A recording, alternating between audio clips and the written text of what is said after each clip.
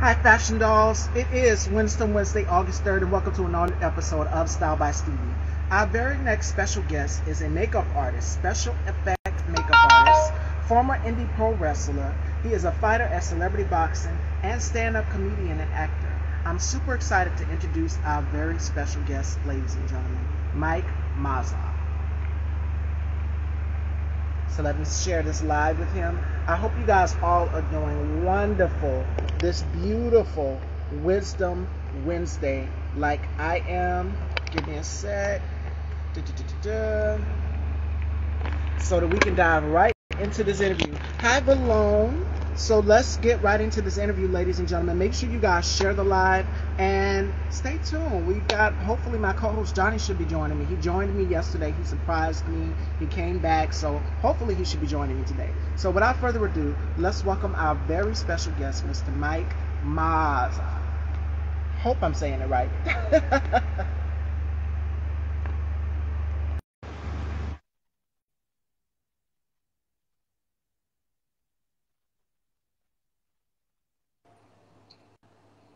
Good afternoon. Good afternoon. Welcome to the Dollhouse. Hey, can you see me? I can see you and hear you. Okay, there it was. Something was blocking my camera, so I couldn't see it. What's going on? I'm doing wonderful. How are you? Happy Wednesday. Hump day. Yes. So before we get into this interview, how has your 2022 been thus far? Because I know we've had some ups and downs and challenges with this pandemic going on, and it seems like it's never ending. How has your 2022 been for you thus far? So far it's been pretty good. You know, I got a lot of projects coming up. A few of them were postponed because of COVID. Celebrity boxing has been really good. That's been a lot of fun. Yeah, it's been pretty good so far. Okay. Wonderful. Excellent to hear. So let's dive right into the storybook. How did the world get to know Mike? Because you're a man that wears many hats. You are a special effects makeup artist. You are a fighter, indie pro wrestler, celebrity boxing, and stand-up comedian. You do so much. How did the world get introduced to Mike? And did you always knew that you always wanted to get into the form of the entertainment business? Well, when I was younger, you know, Michael Keaton was the first actor I ever saw, you know, with Mr. Mom, Beetlejuice, and Batman. And as soon as I saw those movies as a kid, I was like, I want to do make-believe, not knowing it was acting. And when I saw Beetlejuice, I got into the horror, so that's what got me into the FX makeup. And I guess how people know me is from the pro wrestling, because I wanted to do pro wrestling too, as a fan of that. And my parents weren't very big supporters, and I was like, well, I'm going to do it with or without your help. And after I graduated high school, I started doing the pro wrestling, did that for 12 years. So I got my name out with that. And then with the acting, I was a teacher's aide full-time working with special needs kids. There's another thing I did. And didn't really have time for the acting, so that's why I did the pro wrestling on the weekends to somewhat still act.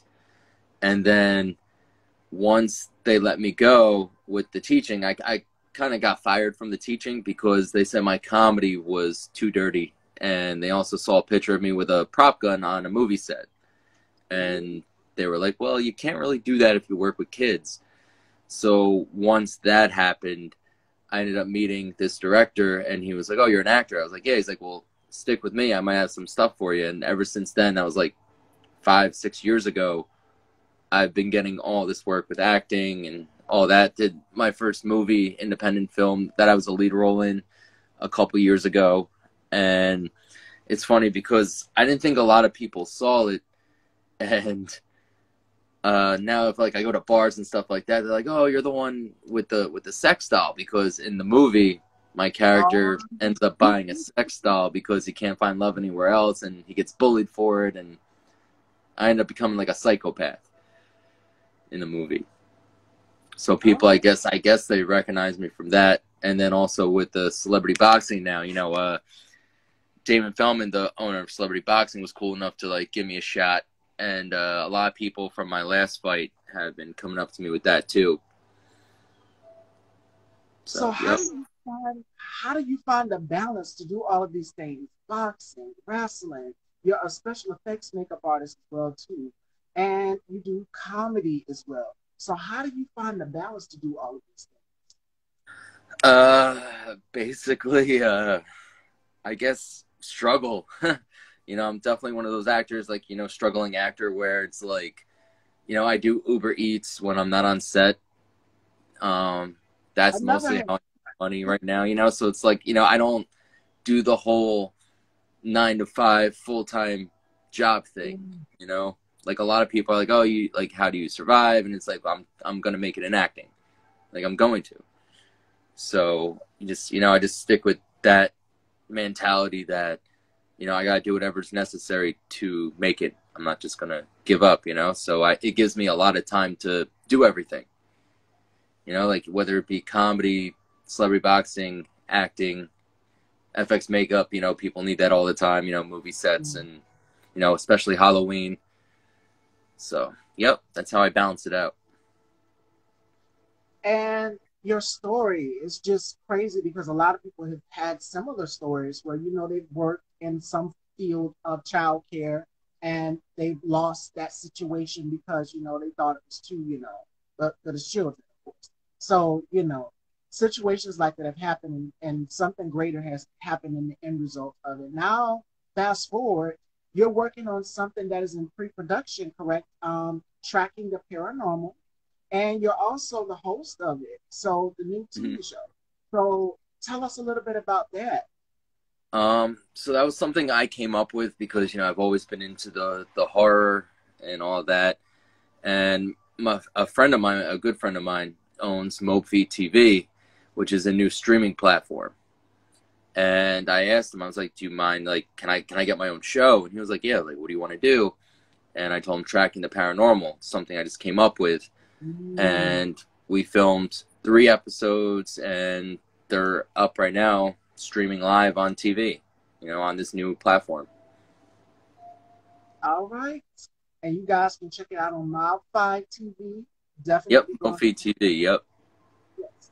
So you're very much into sci-fi and horror and theatrical work. So where did this interest come from? Because I know I had to start from somewhere. Did it start like, and when I see some of your stuff, the first person that I thought about was Stephen King. Mm-hmm. Stephen King and Wes Craven, all of these big producers that work in the horror movie industry that have produced Scream and Rose Red and all of these big horror films. Who has been the inspiration for you to make you want to say, okay, I want to dive deep into horror, something that I really, really want to do? Well, it was definitely Michael Keaton first, like I said earlier, with Beetlejuice. Seeing that was like my first horror, personality that I ever saw. But I mean, I do like Stephen King, all that stuff, all the horror movies, Scream. I met like half that cast. Oh, I forgot what else. Oh, I'm really big into like vampires. Like right now, there's this TV show I got cast for. It starts filming 2023 sometime in New Orleans, and I'm playing a supporting role. I play a vampire. All right. So we get to see you right Yeah. in your element. It's so funny because you specialize in special effects makeup. Now you're getting into special effects makeup. So is this out of your comfort zone, out of your norm? Are you ready for it? You just gonna go head first? Oh, I'm just gonna go right into it. Yep. Okay. Okay. I've always wanted to play a vampire. It's like since I was a kid, like, oh, I really want to do like have a vampire role, and now like this like came my way, and it's cool because Muhammad Ali's wife is actually one of the producers for the show. Wow. Yeah. It's gonna be iconic. That is gonna be amazing. So we're gonna have to stay tuned for that, Fashion Dolls. So speaking of working in portraying a vampire in your upcoming role, are there any other roles in the horror film industry that you would like to take on? Like I think of shows like The Walking Dead on is it AMC and so many others that people have definitely literally fanned all out for if you're into that category of horror and a little bit of action thriller. So could you see yourself working, and if so, with who? Who would be your dream producer to work Um, I would say, wow, of course, you asked me that, and now his name just flew out of my head. I mean, I like Wes Craven, but wow, what is his name? Johnny Depp works with him a lot. with? Um, I cannot think of his name, and he's a director. Who did Willy Wonka in the Chocolate Factory, but with Johnny Depp? I know exactly who you're talking about. It's hard for me to catch up to it too. Like it's so many horror film directors out here. Tim Burton, that's Tim it. Burton. Oh, Yes, wow, Sammy. Wow, that's my childhood friend. Wow. yes, they are here to see you, and it's so amazing. Do you ever have that feeling like when you're on set as the actor and as the wrestler, the pro wrestler, when you're on set, when you're in the ring, when you're arena, what's running through your mind? Because I know it can seem like some actors and people who are in this business, like, wow, this is unreal. So for you, what is that feeling when you're on set or in the ring? Just it's just pure adrenaline, really. That's really all I feel. It's like I can't really think of anything else. Like when it's with the wrestling, when it's with the boxing, with acting, it's kind of like it's weird because like it's I don't like really feel adrenaline when I'm in front of the camera. It's kind of just like Mm, I'm a like a different person, I guess, because like acting is you gotta mm. become someone else, like it's you, but it's not you. Um, I really don't feel anything in front of the camera, but in the ring, I definitely it's just pure adrenaline. Okay, okay.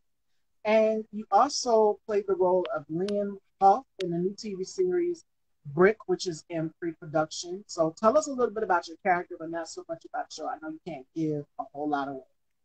Um, um, I'm trying to think. 'Cause it's like it's been in pre-production for so long. I was actually just talking to the director about it, asking when we were starting.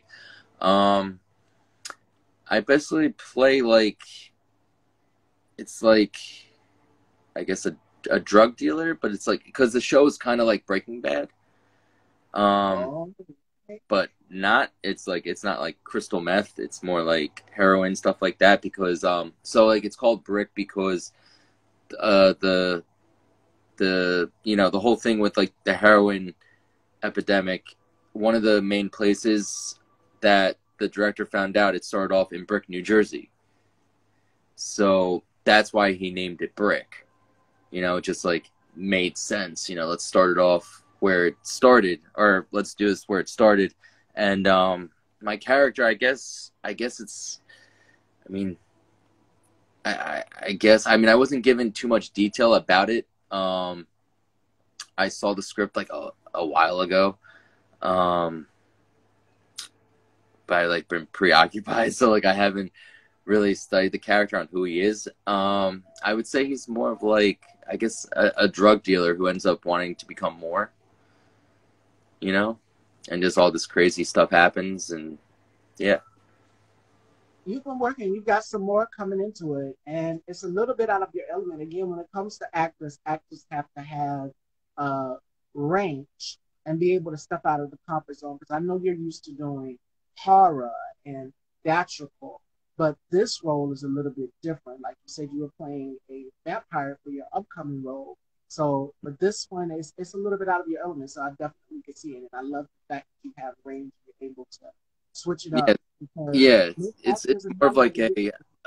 like a gangster role, kind of. Mm-hmm. I mean, not like gangster, like Italian mafia, but like yeah, it's like like the bad boy, I guess, or the badass, type role. Gotcha. And you're also on a TV series, VIP. You play the role Yeah. of Vinny. So tell us a little bit about Vinny. So That is basically I play the best friend of the leader role, so it's a supporting role, and it's all about like the club life, in New York City and all the stuff that could come with it. Like, I guess like with pro wrestling, there was territories back in the day, like, with different promotions, Oh, like you could wrestle here but not there, or wrestle here but you can't wrestle over there. So I guess like with the club scene, I mean, realistically, I really have no idea about it. Unlike what the director knows. So I guess like when you open up a big club and it's successful, you have your haters, and yeah. basically the show is I play the best friend who helps with the club, and there's haters that I guess are trying to destroy everything that we created. All Yep. right. It's like So, basically like I guess like the dark side of you know owning a popular like that. Yeah. a popular club. So, and this is also in pre-production, and people can look forward to this. So, you guys just have to stay tuned. Make sure you're following Mike to stay tuned on what's coming up and what's in the future, because you have been working, you have been on it. And how does it feel to be back, getting it back into that feeling of doing what you love? Because I know in the beginning of the interview you said some things were closed down, some things were postponed due to the pandemic. How does it feel being back to be able to get back on set and do what you love? Because it's different doing things virtual than to actually have that feeling of, being able to reach out and touch someone, ask the director, what do I need to do for this role? hmm Well, I actually I don't mind like with the acting with being virtual, like the self tapes and stuff like auditions.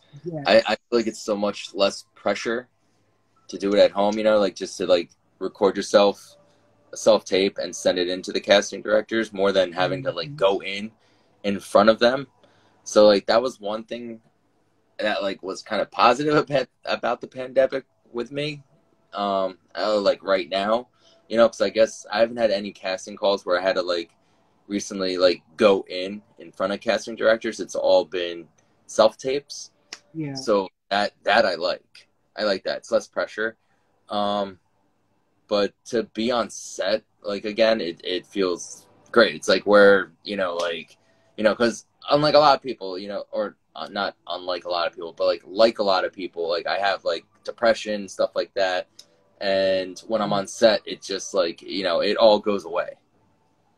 You know. Being around people. You can't, and I definitely understand because we've been in the house for so long, and that thought of being isolated away from people, it does something to you. Like it literally is like the walls is caving in on you, and it drives you Mm. crazy. So I totally can relate to that with wanting to be around people and socialize and things like that. 100%.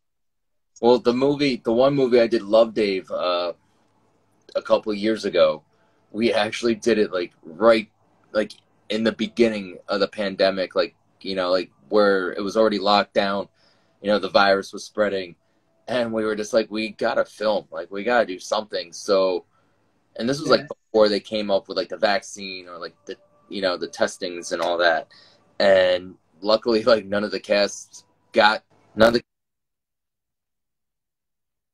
filmed this one movie during like the height of the pandemic. So like I didn't go too crazy, but like that was a little scary. But at least I was still on set. One I shouldn't have been, but I was.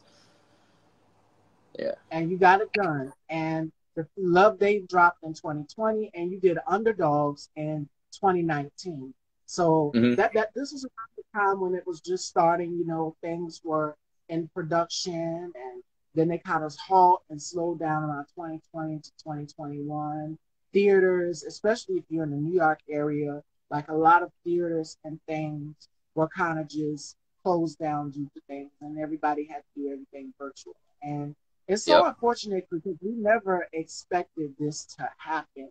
Like we never expected this pandemic to come. And me and my mom were talking about it, and she said the same thing. Nobody ever predicted this was going to happen, and things hmm were going to be on a pause or at a standstill or just slow down. 100%. Yeah. Yeah, it was crazy because the first day of lockdown was the day we were supposed to start filming VIP. That sucks. I, Yep. it sucks. A lot of things that we used to do, we couldn't really do when this thing hit in 2019, 2020. Even me, I kind of had to take a break. I was kind of scared of what was going to happen. So I said, okay, we're going to continue to do virtual. And I love it. I love it, being able to communicate with people and things. And of course, I'm able to see my family, but we do it to a small number when it comes to meeting in the States. Still have to take precautions. But it's so worth it being able to spend time with those that you love.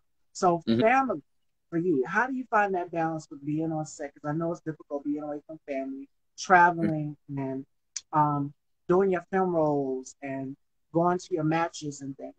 How has it been for you finding that balance to spend time with family and be Mike, the actor, and Mike, the makeup artist?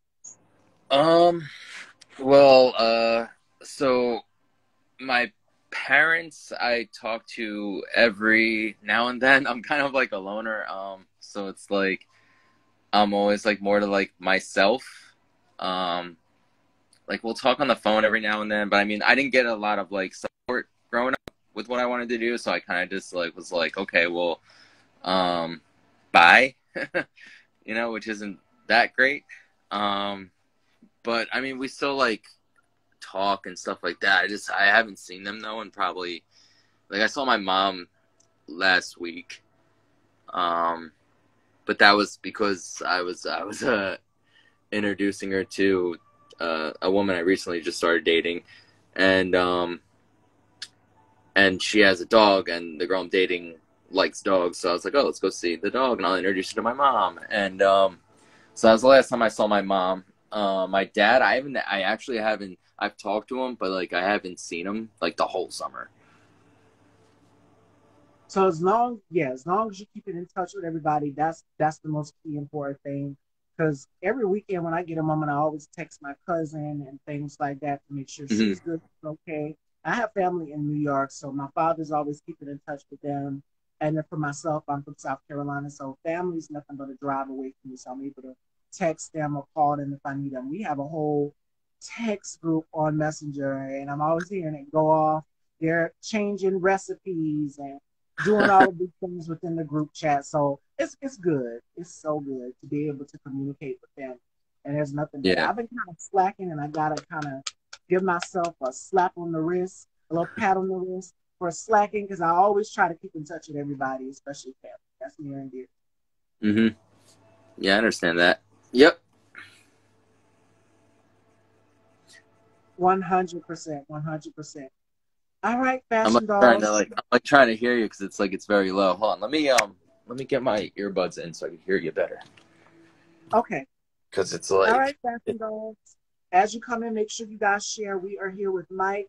He's an actor, and we're going to be talking about some things. We're going to get into our two games in a minute, which is the rapid five and turn the tables. And this is where my guests get to ask me questions. If you're a new viewer, you will get to know about me through these questions as well. My guests get to ask as many questions as they like. But we're going to start off with the rapid five. Mike has to tell me five things that he can't live without. And it can be your favorite football team, it can be a passion or a goal that you would like to work on, your favorite food, whatever your top five things you can't live without, you have to give us in the top five or the rapid five. And then the next one we're going to do is turn the table. So this is where my guests get to ask me questions. uh So, what are five things that Mike can't live without? let's see. Mozzarella sticks. I love Okay. mozzarella sticks. Um, what else? Sleep. I love All right. sleeping. Just because I have very vivid dreams, so like I love that. Um, let's see, that's two. Um, I remember I'm a comedian, so I'll say some stuff. I would have to say three is sex. Um, Okay. uh, what else? being on set, because that, like, just completely, that's like my space. Um, and going out at night around the town, just socializing with people. Okay, getting out, being active. So you're a social butterfly like myself. You like to get out. You can't stay put in one place. You have to go out and mix Yeah. and mingle with people and explore. Like, yeah, the same for me. I got to too. But I've been really, really cautious lately with everything that's been going on. So, I mean, I've been limiting that, but I still do. I still go out and if I need to, like to visit a friend or something, you know what Mm-hmm. I'm saying? But Yep. all right, fashion dolls, that is this rapid five. It is time to turn those tables. And this is when my guests get to ask me questions. So I have no idea what Mike is going to ask me. My guests get to ask as many questions as they want to. And this Hmm. is through the segment I like to call Turn the Tables. So I'm going to pass it on down to Mike. Okay. Let's see. Hmm. What did you want to be when you were growing up? I always wanted to be either one or two things. I know a talk show host is one, and a hairstylist was second. Because growing up, I would watch the women in my house do their hair and stuff, whether it's to get up, go to work, or go to church, or whatever it was. So I know that doing hair was something that I definitely wanted to do. And then through my high school years, I took beauty school. So that's so crazy. Fast forward, I'm in my 20s, mid 20s, mid teens, going to beauty school and getting my license. And I got it back in 2014. And my hours are good and everything. So I give myself a pat on the back for that, with my hard work and achievement. But I always wanted to be a hairstylist. That's what. Yeah, me. Yeah. Okay. Uh, Man, this is difficult. I did not think it'd be this difficult. Uh, Hot or cold weather? But right now, I love the hot. My mom hates it and dreads it. As you guys can see, I'm wearing a off the shoulder dress. This is the perfect time to show, the skin and everything. And I love this type of weather because you get to pull out those dresses and experiment with all sorts of fashion girl. So I love the hot weather, and it's the perfect time to eat ice cream. I love ice cream. I just it's something about the summertime. It brings happy memories, just all of that and so much more. Going to the beach and being able to spend time with family and your friends, going out and traveling, of course, being safe. So I like the summer. Yeah, me too. I love the summer. Um, let's see. I'm trying to think of like difficult ones. Okay, let's see. If you could go back into one part in time, where would you go back to? I would have to say all the way back to 2018 because we didn't have this going on around that time. We could be able to go and mix and mingle with our friends and family. We could be able to go and shop and go out to eat. All of these things. Well, people still do, but of course it's limited with seating and everything. So I would have to say if I could go back in time, it would be to 2018. And I would still be in high school around that time. Nice. Okay, let's see. Hmm. I really have no idea what to ask. uh, hmm. Um, Summer brought the monkeypox with it. Um, Yeah, that's um, let's see. Hmm. If you could live one place in the world, where would you live? if I could live one place in the world, I would have to say, ooh, because there's so many. I'm thinking of happy places. I'm a vibrant, colorful person.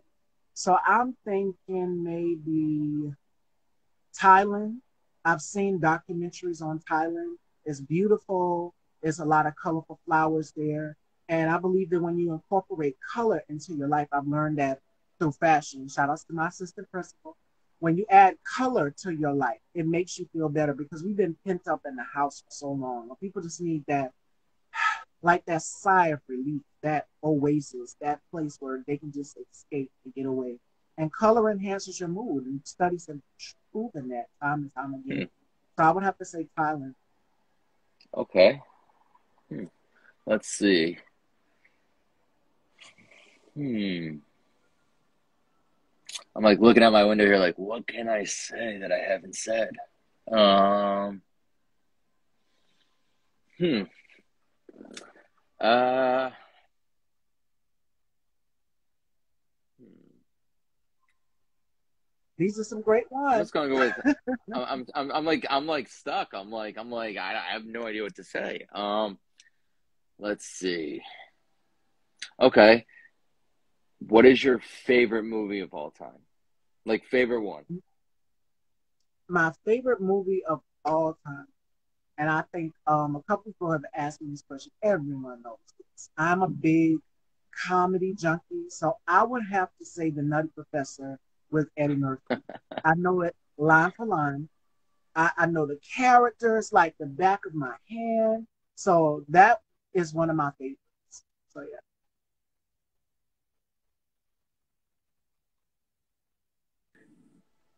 Oh, that's a good one. I like that one. Which one though? Set first or second one? The first one. It's something about the first one that everybody knows that dinner table scene. I don't even have to get into it, but when the family got together and they were just clowning on each other, it was funny. I'm like, okay, this reminds me somewhat of my family because we're always joking and having a good time, especially shout out to my cousin Yvonne. She is like the whole comedian of the family. Like she loves Hmm. to have fun. She wants to have a good time. So Yeah, my favorite in the movie is the granny. yes, she would Or definitely do that. he's like old bag with old bag titties. And she's like, I'm gonna stick this fork in your eye. Yes. Yep. So that was 5 questions. All right, fashion dolls. And that concludes the turn the table segment. And this is for you guys to get to know me because I know it can be crazy doing interviews and stuff and nerve wracking. I've done interviews and I was like, oh God, what is this person going to ask me? But then when we get through it, it's so laid back. We have so much fun. So that's sort of Mm, like what turn the table is. That's all it is. nice. That's a good idea. I mean, yeah, yep. I Yes, like I hope that. you guys enjoyed that. I hope you guys did. And it's a good way for you to get to know my thoughts, whatever I'm thinking, passions, goals, dreams, whatever it is. So that was the turn the table segment, ladies and gentlemen. So while we're waiting on people to ask some questions, we want to ask Mike a few more questions, and then we're gonna wrap up. This was such a great interview. Stripper man, yes, that Superman. one came from two. That one came from two. I like the part where she's like, what did she say? She said, she's like, the other day I was standing in the shower and I felt a sharp pain in my chest. And I looked down and I was standing on my own titty. Both feet too. Yes, that Pretty was cool. her. That was her. And I the funny part about it is we think about our family members through these characters because it's like this reminds me so much of someone in my family. Some one of these characters remind me so much of one of these people in my family. So Mm-hmm. Yep. all right, fashion dolls. Let me ask Mike some questions, and then we're going to take some of your questions if you guys have any. And then we're going to wrap up. This was such a great conversation and interview. I am having a ball here. So, my first question for you is what's next for Mike in the world of comedy? Because I'm pretty sure you have a lot coming up, a lot of stand up and things coming up. So I haven't done stand up since COVID, because I've been concentrating more on the acting, Yeah. but I have been coming up with new material. So if it does ever present itself, I'm able to do it. But see, I'm a prop comic, so like I'll use some stuff in my comedy. Um, but with the comedy right now, I'm just, taking it easy, just, I'm still doing, thinking of material, but, I'm just leaning towards more acting right now. Okay, okay. And you can incorporate that comedy into your acting, whatever role you decide to go for. It's comedy. So could Yeah. you see yourself doing more uh, comedies and comedy films? Yeah. I mean, I'm a fan of like all films. I mean, I really want to do a horror one. Um, but I feel like I'd be good with like action or like thrillers or I'll try anything, you know? Okay. That range, again, that range that I was saying in the middle part of this interview is being able to have a range, switch it up, and do different things throughout your career in the industry. They will put you in a box for only and know you for only, okay, all you do is romance films, all you do is horror films. Like, you Hmm. have to have range. And I was saying that not too long ago to one of my guests that's also an actor as well, previously.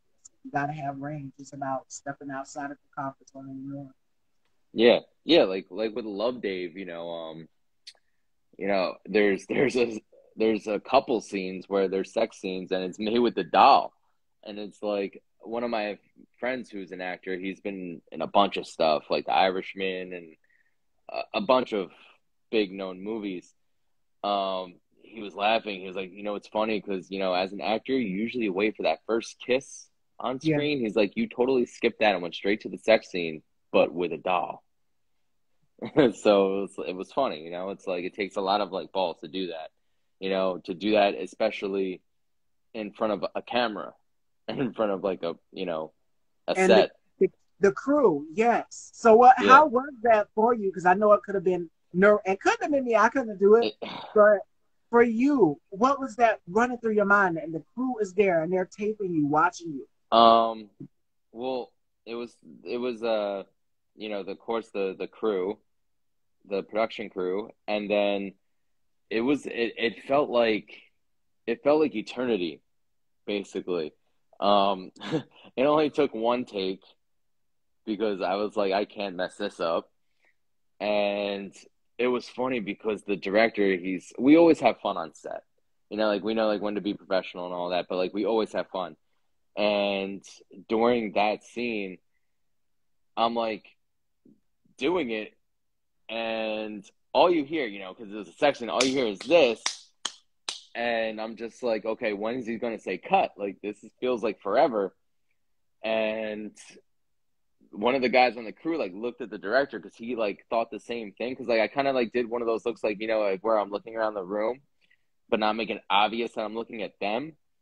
And my friend Joey saw me like look like what the hell's taking so long, and he looked at Marcus, the director, and Marcus was messing with us. He got the footage he needed but he kept it going.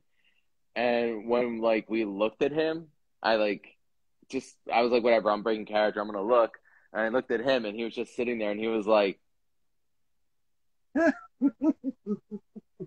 and the whole crew just started cracking up and we're like, really, bro? Like you were doing that purposely? He's like, yeah, I couldn't say cut yet. It was funny, watching you do this. And he's like, I got all the footage I need. And I was like, oh, good to know. But it felt like just that like first 2 minutes felt like eternity. All right, all right. So my next question for you is, what advice would you give to up and coming comics and actors and makeup artists out here who specialize in special effects makeup? So I would say definitely follow your dream. Um, Mm. there's going to be a lot of like naysayers and people that don't believe in you. And um, can I curse on this or no? Go ahead. Basically, fuck them. You know, the naysayers. Like, do what your dream is, and don't give it up.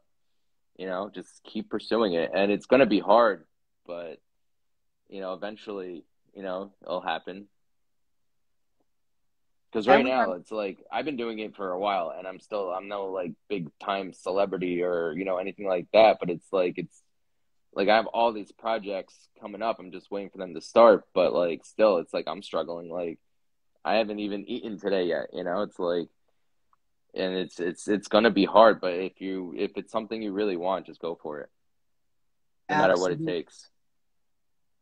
And we have a question for you from Island Yankee. Island Yankee wants to know, since the pandemic is slowly but surely fading and the world has opened up, are you fearful of the new normal? Am I what?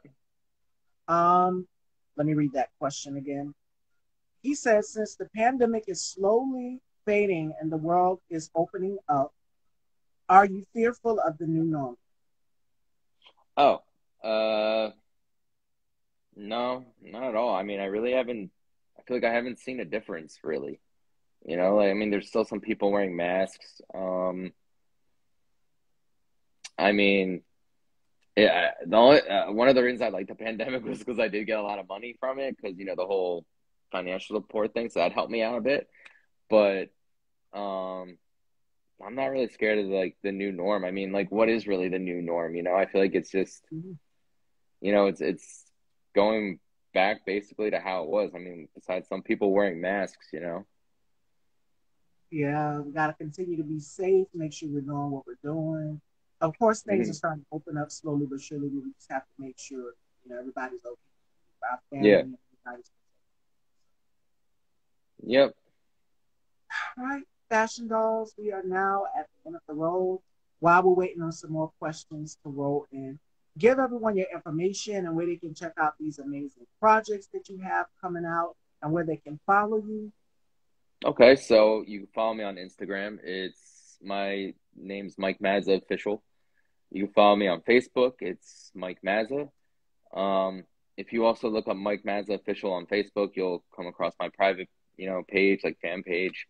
Um, you could catch all the stuff I'm doing on the new streaming platform, Mofi TV, which is MOBFI TV. You could download it on Roku, iOS, Android. It's soon going to be on Fire TV. It's going to be on Android TV. It's going to be on LG TV. What else? Basically, oh, soon to be on PlayStation and Xbox. It's free.